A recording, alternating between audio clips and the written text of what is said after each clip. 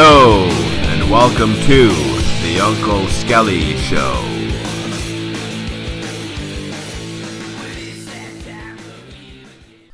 Well, episode number 4 of the Uncle Skelly Show is upon us, and this time around I got to interview the president, or quote-unquote commander-in-chief of the KISS Army, Bill Starkey. Bill and his friend Jay Evans founded the KISS Army back in 1975 while relentlessly requesting KISS music at a radio station in Terre Haute, Indiana. We discuss Bill's long journey as a devoted KISS fan, his encounters with the band, and all other things pertaining to KISS. So you wanted the best, you got the best. The hottest podcast in the world, the Uncle Skelly Show. How are you? I'm doing pretty good. How about yourself? I can't complain. It's a fantastic Friday. Yeah, how's the weather down there? We had 3 good days, really great fall days, and then it got a little cloudy today. It looks like we're going to have some rain. So we could use it, but fall's a great time around here, I think. Yeah, same here. It's got that, I'm in Ontario. I'm like kind of close to the Detroit border. Oh, wow. So it's got kind of that Halloween kind of vibe today in the weather. But oh, wow. Yeah. Yeah, so I guess we're here to talk about the KISS Army and how it came to be, and I guess the big anniversaries on November 21st, 40 yes, years. It is. So I don't know if you want to give a little brief rundown of how that all started. I know Wikipedia states that it was January 1975 that you first started to contact this radio station. Yeah, it's hard to say when we did it. I had seen KISS twice as an opening act, and I came back to my buddies in Terre Haute, specifically to Jay Evans, my quote-unquote field marshal. and Jay was also a KISS fan, and I was telling him how great KISS was. And Jay was always big on the calling in request lines, and I think it was his idea to call up our local radio station and ask for KISS, and we were always rebuffed. And back in the 70s, you could call and request music, and within an hour, you could probably get what you wanted to hear, and it was kind of neat. And we were always, told no or whatever, and without a reason. Then eventually we were able to get kind of friendly with the radio personalities, and they'd say stuff like, well, the program director doesn't like them. And then it went so further to say that they would say the program director thought they were a New York fag band, and they threw their KISS records away. Well, eventually the program director, he had the prime slot, which is like the 5 o'clock slot, and we called him at one time, and I think he told us that they were a mediocre Bachman Turner overdrive or something, and we really took offense to that, and decided that we were going to continue to bug him about KISS. And eventually Jay would do stuff like he would make blank bootleg KISS 8-tracks for friends to like introduce the music to them, since we couldn't get them on our local radio station. And of course we would get teased a lot about at our high school because back in those days you wore your favorite band like you would a sports team, and people would say, KISS my ass, or even worse, if KISS is so great, Starkey, why aren't they on the radio? So 4 or 5 months later, I was fortunate enough to find out that KISS was playing here as a headliner up here in Indianapolis, and I convinced Jay, and maybe we could get like 2 or 3 carloads of guys. I mean, let's face it, tickets were like $5 a piece back then, and we all drove up here to Indianapolis to watch KISS as a headliner, and all of a sudden I had my first converts to the KISS Army. So when we got back to high school, one of the guys actually went in the print shop and made KISS T-shirts. His name was Rob Smith, and Rob, I always laugh and say, made the first manufactured KISS shirt. So that was November 21st.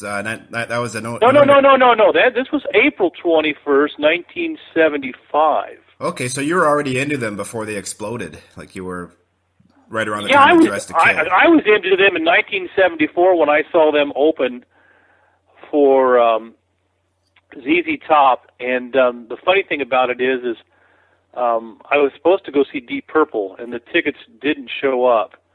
And my dad, who was a record expediter, which meant he shipped records for Columbia Records here over in Terre Haute, where at that time most of the records in the United States were, believe it or not, made in Terre Haute, Indiana. And my dad was just a typical factory worker, but he was an expediter, and a lot of times when you would work for these record companies, they would send you perks. They might be free albums or tickets, and Deep Purple tickets were offered to my dad, and he asked me if I wanted to go, and I said yeah. And so we did it, and then the Deep Purple tickets didn't materialize, and Dad said, well, do you want to go see Kiss instead? And I said, yeah, sure, we'll go. And that's when we went to see Kiss.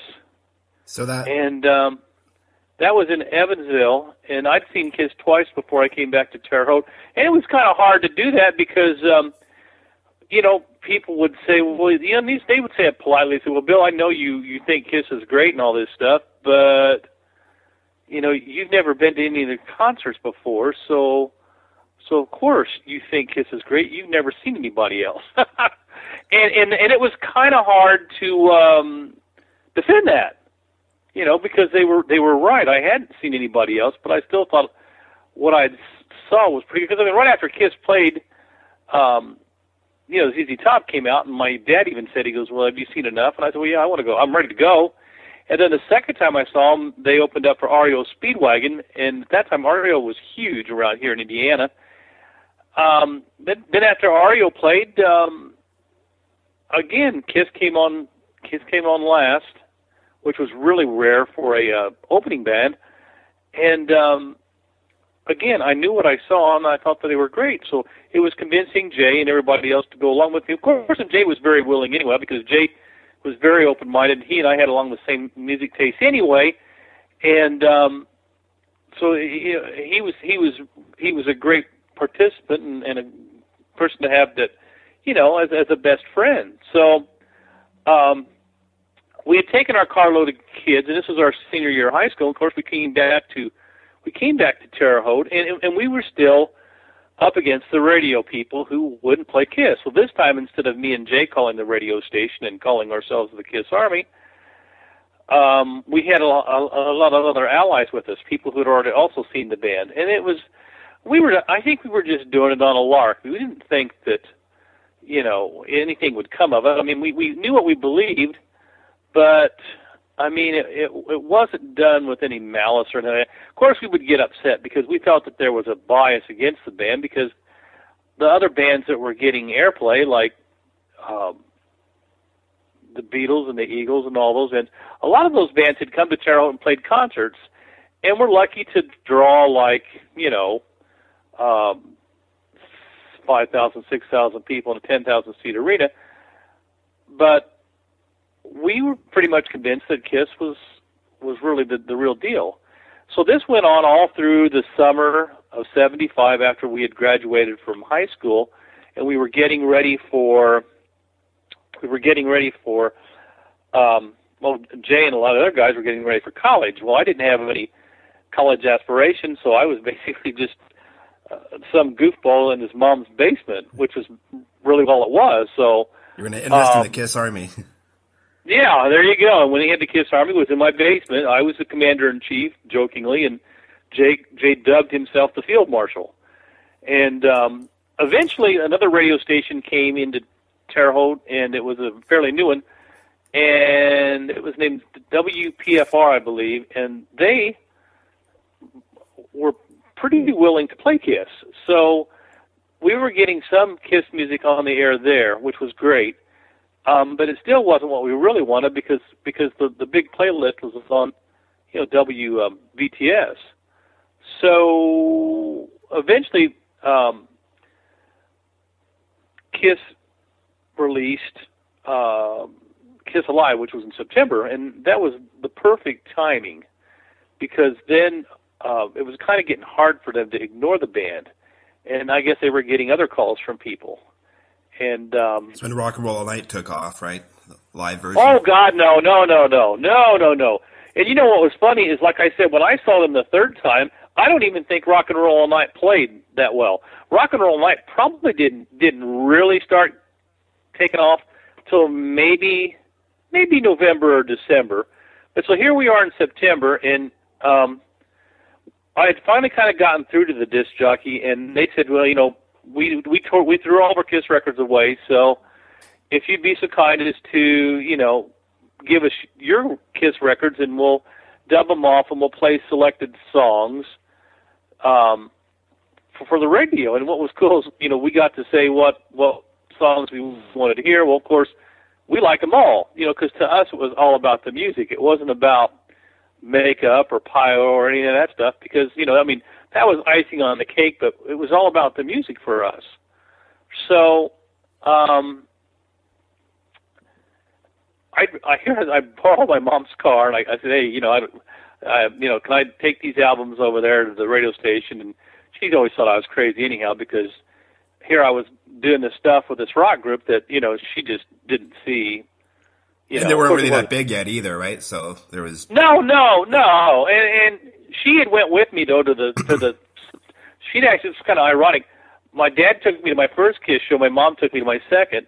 And it wasn't my mom's cup of tea, but she could understand why people were into it. I think they just went out of curiosity because, as very involved parents, yet pretty liberal parents, they wanted to see what was going on at these crazy wild rock concerts. Well, they saw that they were crazy and wild, but as far as anybody getting hurt or any kind of crazy debauchery, it wasn't anything like that at all.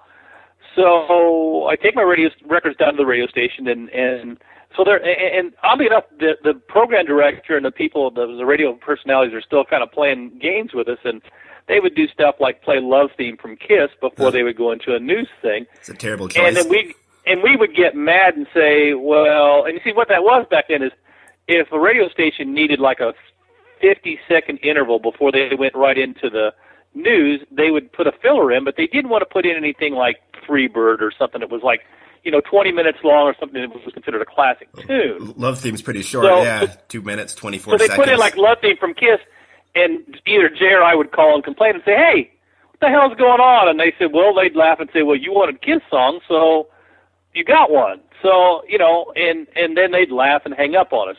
Or they'd do something like they would play Strutter, and they wouldn't say who it was. And Jay would call in, or somebody else would call in and say, you guys, we appreciate the fact that you played Kiss, but this time you didn't say who it was. So we weren't satisfied with just the airplay. We wanted the whole thing. So this was going on for a while, and then oddly enough, I think in late September, things were really cooking because Kiss Alive was getting played on both radio stations, and people were starting to get curious over this, and we were told that the disc jockeys would what was funny, they would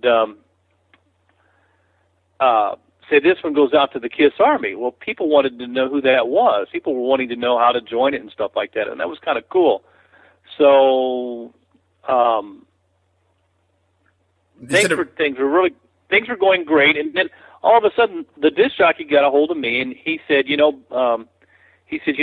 stupid letters you guys used to write to us, because I would write letters to them, and I would cut out pictures of Cream and Circus Magazine, and that was also part of the threat, was we would send these threatening letters, and we would say really goofy stuff like how the Beatles were horrible, and so was Led Zeppelin, that Kiss ruled the world. And, that's just the way we felt. And Rich Dickerson was the program director, and he said, "Do you remember those letters you wrote?" And I said, "Yeah." And he said, "Well, why don't you try writing them again this time?" He said, "We'll call it the Kiss Army letter of the day, and you'll send like 3 or 4 at a time to me, and we'll read them 2 weeks up before the Kiss concert, because Kiss had announced that they were coming to play November the 21st at Holman Center as a headliner." And this was Rich Dickerson's idea, the guy that I had fought with for over a year about this stuff, and to this day, Rich just kind of laughs and says it was all just a big joke for him. I mean, he didn't take anything seriously about it. I mean, he just thought it was, just having a lot of fun. But Yeah. and he might have been right, but we were teenagers and we took it seriously. We thought it was, it was war. It was the Kiss Army, man. I mean, come on. So I write these letters, and they were pretty hilarious. The bad thing about the letters, though, were that Rich always got the last lick in. So he'd read what he called the Kiss Army letter of the day, and then he'd say, well, this shows that most Kiss fans don't have any higher IQ than the three chords of their favorite musicians or something. I mean, it would always be some kind of comment that would really, make us look bad. And then, of course, then we'd have to have a comeback for the next day.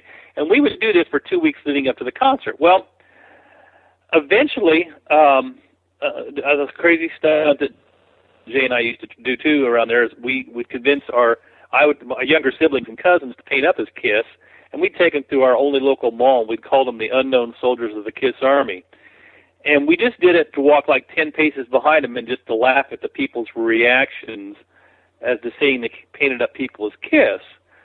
And this is just cheap tricks on a Friday or Saturday night in a mall in Terre Haute, Indiana. Well, eventually we would take them by the radio station and tease whoever the disc jockeys were on the air at that time, and they'd make a comment on the air about us, and we'd think that was, success. Well, one night we tried it, and all of a sudden it was Dickerson's wife answered the door, and she was out of breath, and she said, the Kiss concert has sold out.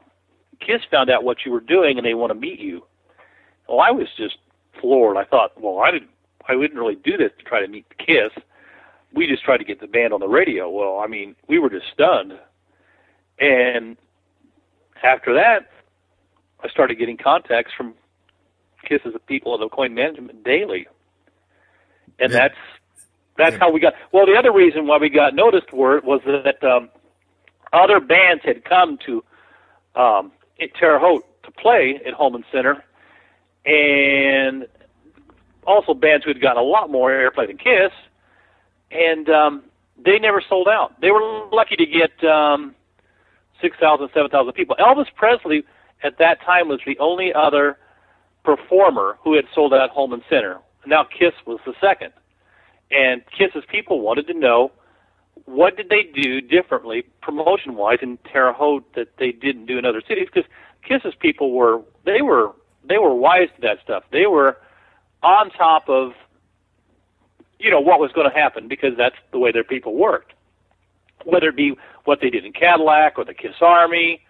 I was going to say, yeah, Detroit would be the only other city I could think of, that had the same kind of passion for the band at that point. Yeah, oh yeah, and maybe more with Detroit, because the difference between Terre Haute and Detroit is Terre Haute's a college town, very transient. So a lot of the people that were there with the Kiss Army back in '75 are long gone, because it's people you get their college degrees and they leave, and there was a lot of industry in Terre Haute that's since gone. Whereas I think in Detroit, most of the people have pretty much stuck around. So yeah, they find out. Kiss's Coin Management finds out about the sellout, and they wanted to know how it happened. And the radio station people could say, well, some 18-year-old kid's been writing letters for about a half a year, and he calls his group the Kiss Army. So all of a sudden, I'm getting lots of attention, and I hadn't planned on it, but it was cool, and that's basically how we got started. And then you got to meet the band at that show, right? They invited you. Oh, yeah, it was one of the most incredible days of my life, because not only did I get to meet the band, I was able to invite some of my friends to an after-Kiss party, and Kiss brings me up on stage during like the second and third encore. I'm sitting on an Anvil fly case with Bill Aucoin watching the show, and not realizing, I just thought I was there watching the show, and Paul stops the concert to announce something about the Kiss Army and to give me a plaque, and I'm like, this is just way too much for this kid from Terre Haute, Indiana. I mean, because Kiss was already at that time was really huge. I mean, it was, you could just see it coming. I mean, they couldn't have put another person in Holman Center that night, and I think Kiss played Chicago the next night, and it just went on and on from there. I mean, it was just, you know. So did they always did they keep in touch with you afterwards? Like every time they came to Indiana, did they give you free tickets or? The free tickets went on for maybe a couple of years, and then after like 77 or so, it kind of got harder and harder for me to, you know, get phone calls returned and stuff like that. And also there was an adjustment for me because I was, after the Terre Haute show, they flew me to New York, and oddly enough, I met Jim Neff there because they flew him to New York for Cadillac, and that was pretty much our rewards for what we were doing, I guess, in our prospective Kiss city. So we got to talk to each other and talk about, you know, what happened in Cadillac compared to what happened at Terre Haute and all that. And Kiss flew me to New York for 3 days. I did my first interview, which was with the Rolling Stone, believe it or not. Oh, really? Yes, they did do Kiss interviews. A guy by the name of Mr. David McGee. And that was kind of hard for me to get used to, too, because I'd never done, like, interviews or anything like that. So that was kind of weird. But it was great. And so I come back to Terre Haute, and I keep thinking, well, see, originally when Kiss contacted me, Mr. Alan Miller, and he sent me a nice letter, and oddly enough, the letter is in Paul Stanley's new book. Paul put the picture in the book, and it was a tremendous honor to be in Paul's book. Oh, in his most recent biography? Yes. Okay, I read that, okay. And Alan Miller's letter to me is in Paul's book, and it states how it was a pleasure talking to me over the phone and how he wanted to make the Kiss Army in Terre Haute a happening. And I was always under the impression that I was going to have a job with Kiss working with the Kiss Army in Terre Haute. And that would have been the dream job. Well, yeah, for especially considering I, at the time, didn't have any aspirations of doing anything else. But I was also a very sick Kiss fan, too. I would have done anything for those guys. Once I got a little bit of fame from the Kiss Army, I just thought I could do anything. And there was a lot of, I wouldn't say arrogance, but there was a point of me where I was a very driven Kiss fan who, you know, once I came back to Terre Haute, and once I got my way, I was, you know, I think the way I reacted towards the program directors and the radio stations after that wasn't done as well as I would have liked to have been. You know, it just didn't turn out the way I wanted it to turn out because I didn't realize there was a give and take kind of thing. So when Kiss was criticized in the media in Terre Haute, I really took offense to it and went after people. And I think I would have handled it differently. But see, I was recruited. I was already in the Kiss Army full time, so I wasn't going to take anything less. And so if somebody said anything about the band, whether if they performed in Indianapolis and they didn't like the show or they didn't like Destroyer or something like that, you know, it was a war. The war was on, and I think back to that time, and I think I probably would have handled it much more professionally, you know, and much more realistically. But I was a teenager, you know, and so anything. I mean, so I was, you know, I get a care package from a company called Boutwell Enterprises in March or April, and they introduced themselves as the people who will be running the Kiss Army. And they're using me as a correspondent thing and or as a product person, you know, of certain Kiss issues and things like that. And they basically say they hadn't handled other fan clubs like Elton John's and Queen's, and they were now going to handle the Kiss Army out of Canoga Park, California, I believe. And they were really great people. And another cool thing was I was pretty much on a mailing list for any Kiss merchandise I wanted. But of course, back then, the Kiss merch was nothing like today. I mean, if you got a couple belt buckles, a T-shirt, and a tour program, that was it, because that's basically all they offered. And, of course, there was a newsletter. And I had a relationship with them for several years until eventually I I just kind of got dissatisfied with the whole thing, and realized that your idea was sold pretty much, eh? Well, and I kept thinking that, well, if I'm a good soldier here and things work out and I'm good with these people, I still may get my wish. But after 2 or 3 years of that, you notice that it didn't happen.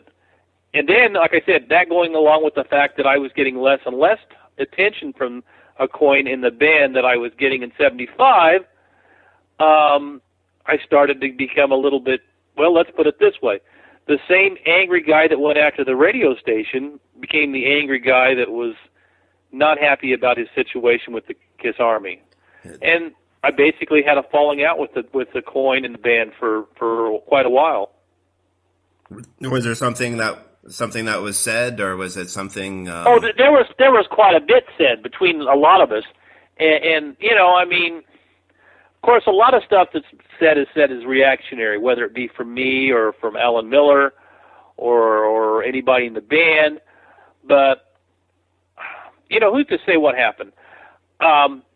Obviously, they felt that was the best career path to go, and that's fine. But you know, it is what it is, and it's the music business. It's not music friends, so you know. I don't know if that's the KISS Army. I know, like, the KISS. I get emails from the KISS online. You know, when they're selling stuff. I don't know. Is that in conjunction with the KISS Army now? I don't even know. Well, yeah, because basically the KISS Army, the concept that we knew as Boutwell, ended in 1980, and a lot of fans have used the KISS Army for their own little fandoms, whether it be KISS Australia or KISS Army Argentina, and that's fantastic because that's the cool thing about all of it, you know. But when I had my falling out with KISS, they had gotten so big that, I mean, it wasn't. They were doing interviews with non-music publications like Playboy and stuff like that. They were on TV. They were getting ready for the solo albums. So there was so much going on. Like one guy mentioned to me not too long ago when I did a similar interview, he says, "Are you even sure the KISS even knew that you were disgruntled?" Well, maybe they didn't. But, you know, things were so fast and furious back in those days that I don't think they even realized what they were sitting on as far as the merchandise, the whole KISS Army concept. Would you communicate more directly with Bill Aucoin? No, Alan Miller. Bill was always a real great guy. The few times I got to be around Bill, but Alan Miller was the guy who first contacted me. He was the guy who would contact me repeatedly when we were going through. Well, like he told me to go out and get a post office box. He told me and Jay one night to go to the radio station and to recruit as many people and to come up with a mailing list. And we were able to do that in one night. We came up like with 300 or 400 names. The radio stations basically let us go on the air and say, if you want to be on the KISS Army, give us your name and your address. We were creating mailing lists for Aucoin Management and Boutwell Enterprises unknowingly. But see, I was under the impression that I was going to be working for these guys. And, of course, Jay was in a quandary because he was probably a little bit more realistic about it because he was in his freshman year of college. So he couldn't put the time into it that he probably would have wanted to. But, again, he was looking at this as more as a realistic thing. You know, like, what kind of future is this? Maybe we both didn't think that KISS would even be around in 5 years. I mean, we don't know. So when you met them there at that show, the November show in '75, was that the only time that you physically had a meeting with them? No, because when I would get tickets to other shows like the summer '76 tour, a lot of times I would find out where they were staying, and I'd get to see mainly Gene, sometimes Paul. So you had to seek it out then. They wouldn't come to you. You would have to kind of make an effort to No. go see them. But, you know, cool things happen. Like I remember one time in St. Louis, and I'm still kicking myself for this. Gene said, what are you doing tomorrow? And I said, I got to go back to work. And he said, well, we're on a radio station. It'd be cool if you got to meet us there. And I'm thinking, you know, and that's the kind of way, that's the way Gene was, you know. I mean, he enjoyed me talking about the KISS Army story and all that. I think he he realized that when people hear it, it's a cool story, even if you're not a rock and roll fan.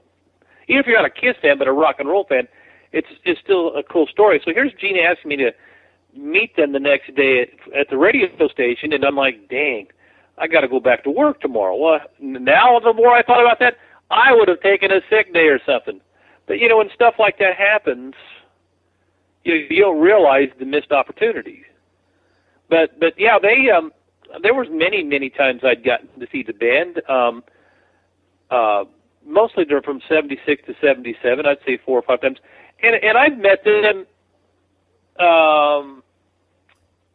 Well, let's see, quite a few times since 2000, but not in the same sense as I did in the 70s because things are a lot more private and guarded now. You have seen Peter or Ace since those days? No, and the funny thing about that is, and I always tell this to people when we do these podcasts, before I became, before the Kiss Army made it big, before I met the band, my favorite member was Ace, because on stage he was one badass dude. But once I got in with the clique, so to say, I never got to meet Ace. Never got to sit down and talk with him at all. It was just Gene, Paul, and Peter. Maybe they kept him away or something because he was too loaded. Well, Ace truly was a party guy, and that's what he would do. Whereas I think back in the early days, I was, you got to remember, I was a teenager hanging around with one of the most notorious rock groups at the time, because back then Kiss had a very dark image compared to the way they're more family friendly now, and so I think it was probably Gene's job to babysit me most of the time, and that's not to say Paul wasn't around, but Gene was the guy basically who he was how you doing, where you going, have you eaten, and that kind of stuff. Whenever I would come into to a place where they were playing, so it just happens to be that's the way it was. But Ace, to this day, I've never met the guy. Did that after you had that falling out with the band, did you remain like a fan? Were you into the 80s Kiss or? When it has such an effect on you like that, it's always going to be with you. And it was funny. I ended up getting a job with Columbia House, which was a division of Columbia Records out in Terre Haute. And so I would ship out Kiss CDs, and I would get teased a lot. And people would say, well, this is the guy that got screwed over by Kiss, or this is the Kiss Army guy. And, of course, a lot of it was also negative because a lot of these people weren't Kiss fans, so they would say that. Only the real cool Kiss fans would say, hey, that's a cool story, I appreciate it. So, you get digged at a lot because, here you were working in a factory, and you were the guy that started the Kiss Army, and they'd open up a CD and show you the Kiss Army logo in Detroit Rock Cities, or in the Destroyer album or something. So you got teased a little bit about it, but hey, what do they know? They none of them would probably ever get out of Terre Haute. So you talked about the harassment in school and everything. I remember when I was going to school, public school, high school, that was like late 80s, early 90s for me, and it was still the same thing. There was a lot of Kiss sucks and all this. Oh, yeah. What wasn't until they put the makeup back on that I think, everybody really started getting into Kiss. There wasn't no longer, you're no longer a freak for liking the band. Yeah, it was tough for me to be a fan during the 80s because once Ace and Peter left, I kind of wondered about the direction of the band. Plus, the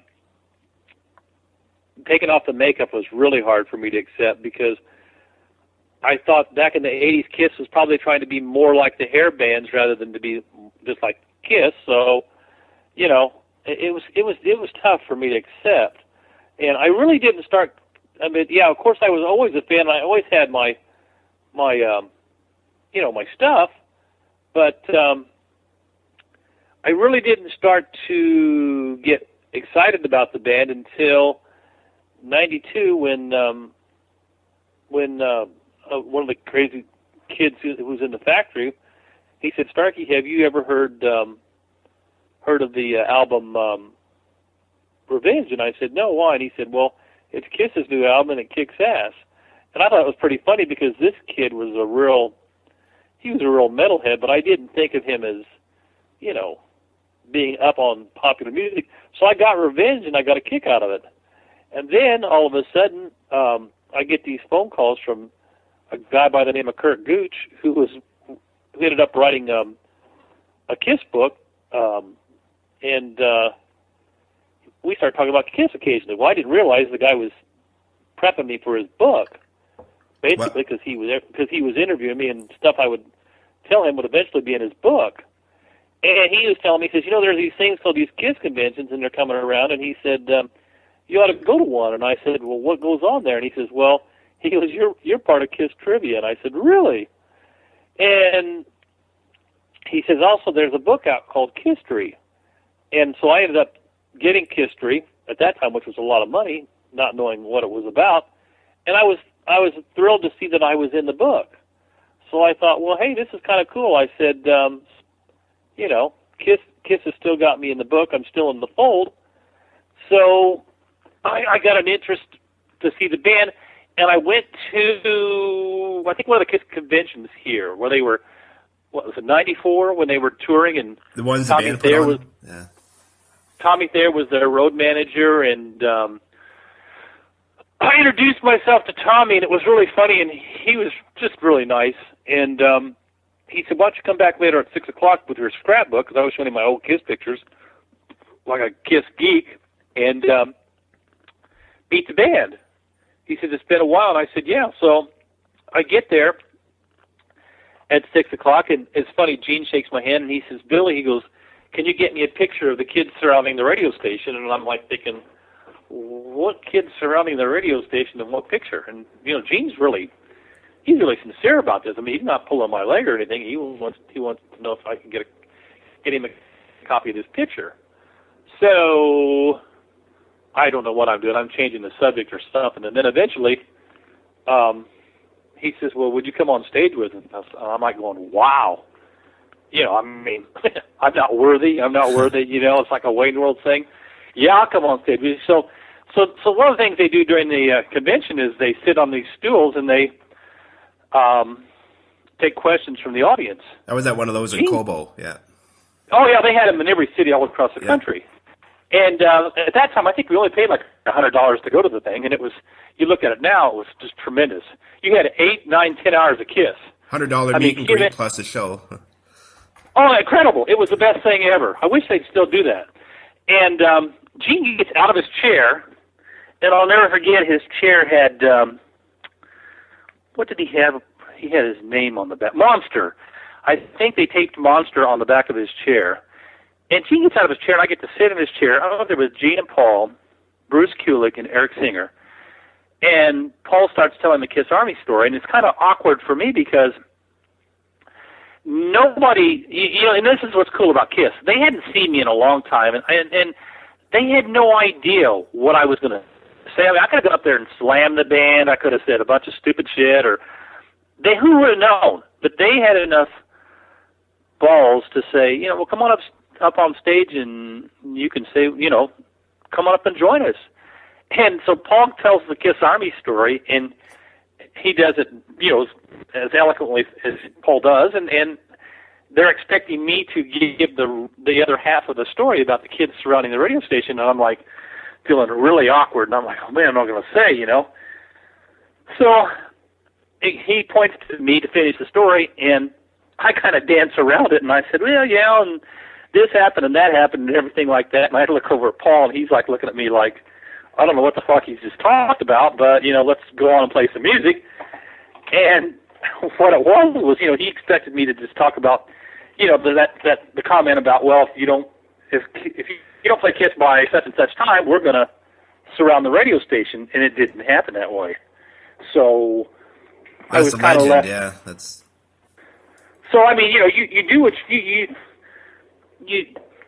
I've always been about telling the truth about stuff because there's even though the Kiss Army's been around for 40 years, there's a lot of people that were there that, you know, I kind of owe it to them to tell it like it is. And sometimes I even, by no fault of my own, sometimes you don't talk about the other people that were also involved, you know, because the Kiss Army wasn't about Bill Starkey. It was about other people as well.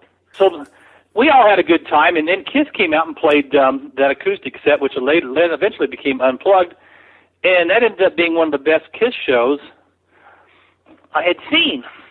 That's pretty much the way the relationship's been with the band since then. So I ran into Paul, what was it, 2 years ago?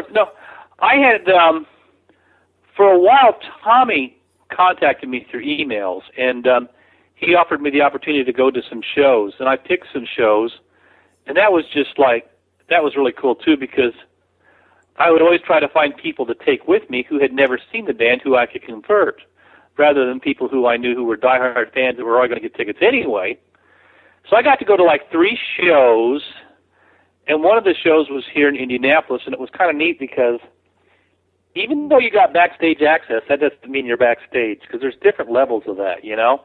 I mean, you might even be, sometimes you might be in the catering area, sometimes you might not be in that area at all. So we were waiting along the meet and greet line with my boss, who oddly enough is the principal, for who also is a Kiss fan, and Kiss is walking to the meet and greet tent, and they're maybe 30 feet away from us, but I could read Tommy's lips, and he's walking with Paul, and he says, "There's Bill over there." And Paul breaks ranks and walks all the way over to shake my hand. And all the Kiss fans behind me just went nuts, because, I mean, they just don't do that. And then I didn't know what to say, you know, other than thanks for the tickets. And he and Tommy walked back to the tent, and then Gene follows him, and Gene stops and waves to me, and I said, "Hey, thanks for the tickets." And Gene says, he points to me, he says, "You're the man." And I said, "No, you're the man." And then he takes like his water bottle like he's the Pope, and he's like blessing us with water. And then Gene walks into the tent, and then Kiss performs. This was like 9,900-degree heat at the State Fair. Then I run into Paul at the Indie Expo here, and I just signed up to get his book signed, and I wanted to get in line and tell him thanks for putting me in the book. I enjoyed the book. I thought it was great, and he said something about, well, this is the guy that started it all, and then you take your book and you go on to the next person. So that's been my Kiss experiences to date. Sounds like they're grateful, you know, now. You know, I think back then in the late 70s with the falling out, I just think they were in a lot of turmoil themselves. You know, there was a lot of stress probably involved with what they were going through. Oh, there was a lot of stuff. I think that the Peter and Nate stuff had reached a head. I think they were all wondering, like, what direction they're going to take with the solo albums. Like I said, they were being interviewed by all kinds of people that weren't even music publications, because it was just, VH1 did that special when Kiss ruled the world. In that era, they really did rule the world. And when you only had like three TV stations to watch, your only outlets were like, you know, mail and the newspaper. There wasn't, you know, emails or MP3s or stuff like that. Kiss truly did rule the world during that era. I mean, it was a cultural phenomenon of the 70s. So the fact that it still exists today, 40 years later, is awesome. Are you heading out to Cadillac, Michigan 40-year anniversary? No, that's a good 5-6 hours drive for me. I considered it. It was just, I don't know, I didn't want to drive up there by myself. I know some good friends here who are going to be there, and I know Mr. Speed is performing there, and I'm very good friends with them. They're one of the best, if not the best, Kiss tribute bands around. I'm aware of it. I just had not planned on attending it. It kind of snuck up on me in a way. I thought, you know, for the Cadillac High School anniversary, I thought it'd be cool if they had the LA Kiss take on the original high school team. Just as a joke. Oh, you know, and you know what? And that's probably why people like you should have worked for Aucoin Management, because Aucoin probably would have come up with stuff like that. I mean, I had to laugh because somebody was commenting, you know, that nothing was going on. Now, Kiss has done some interviews and stuff like that for the thing, which is great. So they've acknowledged it, but when it comes to any kind of celebrations for the 40th right now, Kiss really isn't doing anything other than the shows. So, I mean, I don't know. It is what it is. the weird thing about like this and the Kiss Army, and I'm finding it out now, it means so much more to Kiss fans than it does to Kiss. So it just you just kind of leave it alone and let the fans do what they want to do. I saw the monument that they made in Cadillac, and I just thought that was really neat. And there's always should have been something done in Terre Haute. And I cannot for the life of me figure out why, other than the fact that, maybe, I think, because I always look at things as a Kiss fan, I think if you got to look at it from how a non-Kiss fan looks at it, maybe they look at the Kiss Army in Terre Haute as something different.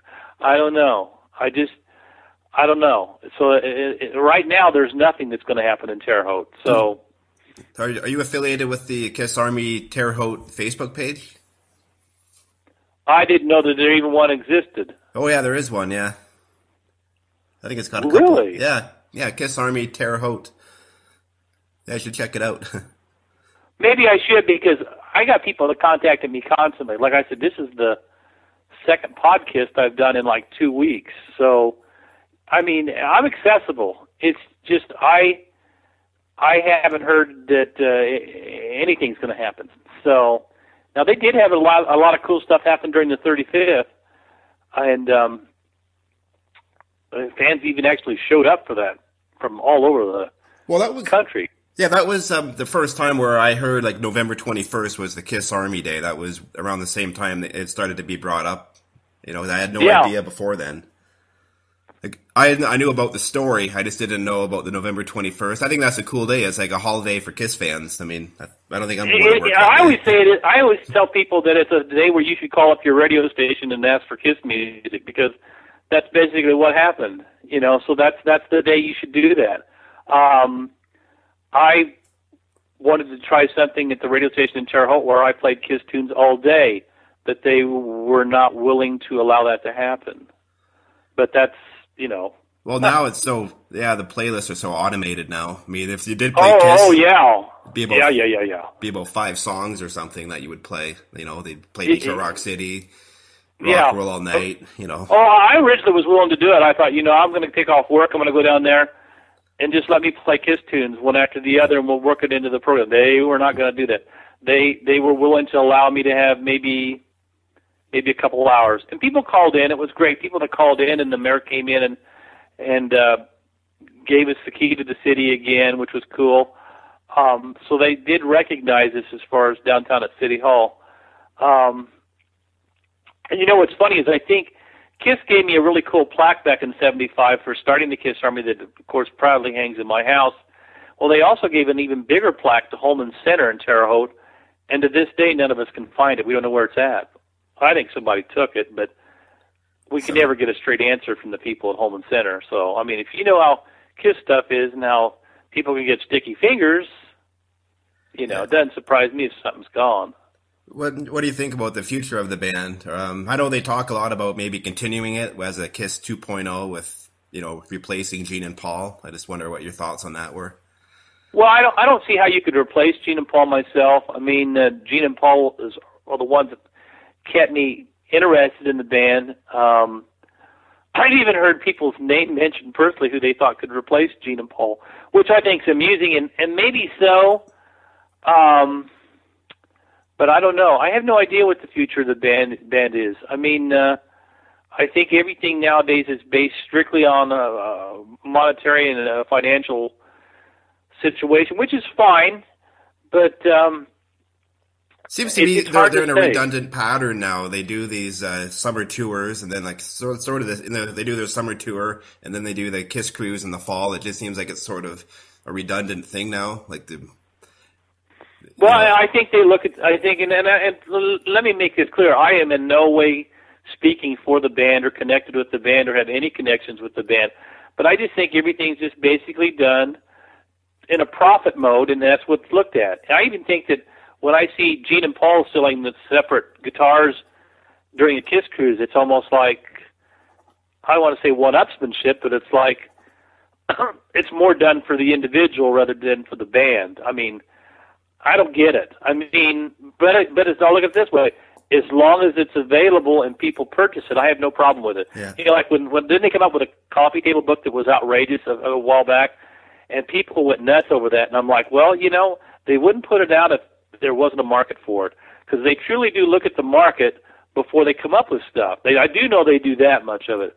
Was that the book that came out in 2012 there? It was like $4,000 or something? Is that yeah, one? Something like that, right. And it was in different, you had different countries, could have different, they wouldn't do that stuff if they didn't test the waters and finding out whether or not it's available and all that. And so when they look at celebrations like Cadillac or Terre Haute, which I think that there's a marketable benefits to those things, but today's marketing people can't produce enough information to show them that, yeah, if you do this, maybe down the road this and this, you know, will benefit you, you know, because they're still living off the Cadillac thing and the Kiss Army thing decades later, more than they realize. So you think that would be a waste? That would be a waste of time for them, you know, if there's no money involved. You know, they just I don't think it would be a waste of time, but I think that everything's based so much on marketing and marketing strategies that they'll look at something and say, well, can we benefit from doing this, or will it be cost effective or not? And I think that the way today's marketing things are geared for the fast buck and all that, I don't think that will show up with any marketing firm. You know what I'm saying? I mean, we fans can see the benefit of it. Here's another way to explain it to me that I can say. I mean, I personally don't have any feud or anything like that going along with the Ace and Peter stuff, but I think that from what I'm reading on the message boards and stuff like that, that I think Kiss has kind of hurt their fan base by the constant harping about Ace and Peter stuff. I think that if they would have been better off just not saying anything, and people would still be Kiss customers, as you would call them. What do you mean, like the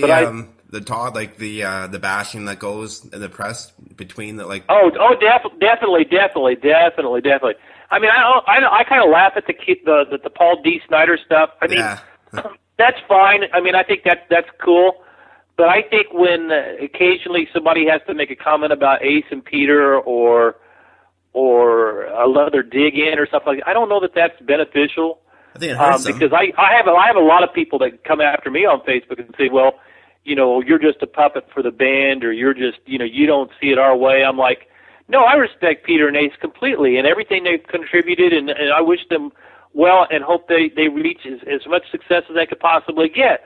But I still like Kiss the way they are right now with Eric and Tommy, and do support them as well. So I don't consider myself a part of the feud, but I think when stuff is said sometimes in the media, I think that hurts Kiss's bottom line money-wise too more than they think it does, because I think those people are potential Kiss customers, and maybe they're turned off by all the bickering stuff. I mean, I truly believe everything Paul and Gene has said about their troubles with Ace and Peter, because I know firsthand from people who were there and witnessed it.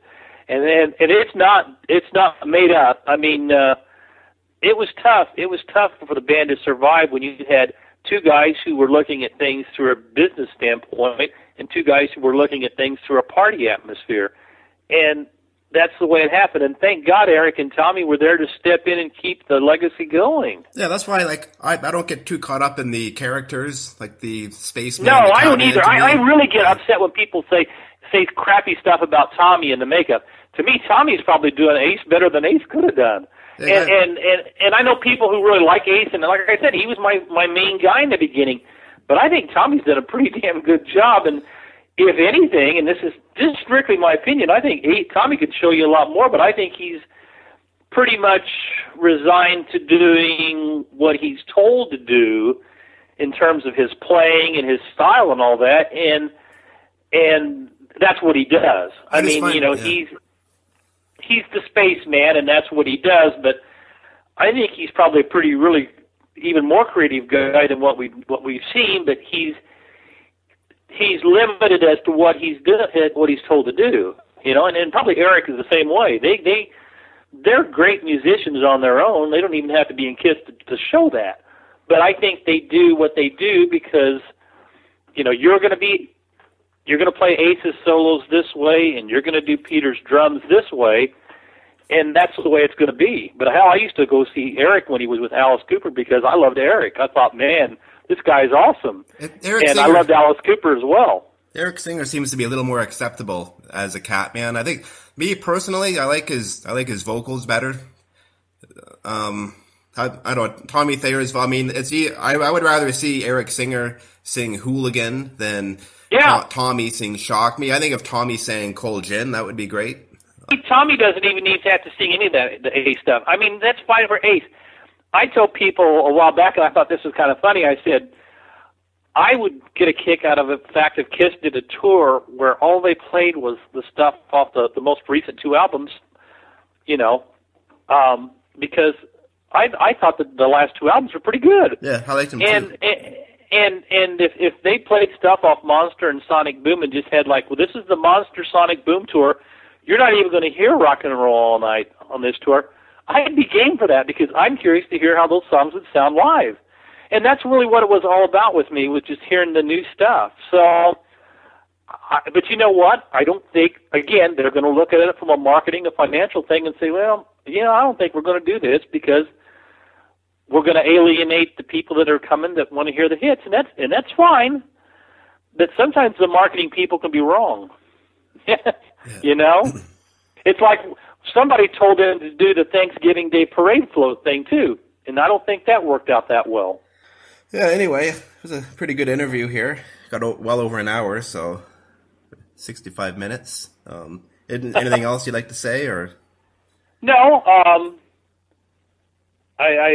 want to say that I always enjoy my place in Kiss history, and I always get way more credit than I deserve from the Kiss Army and the Kiss fans, but I relish it and always will relish it. And the Kiss fans are some of the best people I've ever met. So I'm always amazed at how much attention I get, and the fact that something that happened 40 years ago we're still talking about. I mean, it's just amazing.